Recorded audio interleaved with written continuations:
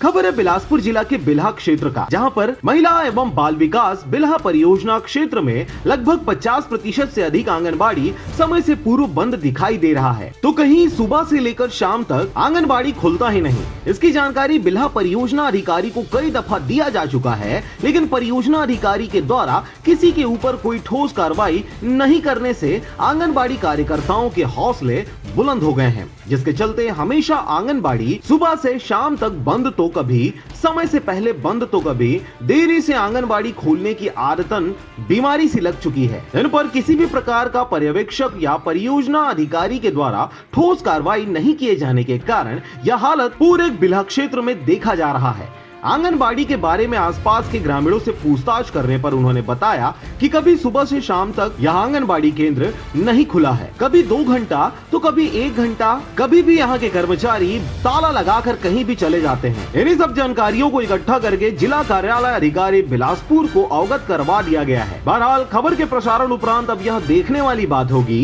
कि अपने कार्यों के प्रति लापरवाही बरतने वाले अधिकारी एवं आंगनबाड़ी कार्यकर्ताओं के ऊपर विभाग किस प्रकार की कार्रवाई करती है और कार्रवाई करती भी है, या फिर मनमानी करने के लिए इन्हें ऐसे ही छोड़ दिया जाता है। बिल्हा से मनन बंजारे की रिपोर्ट, RJ रमझाझर।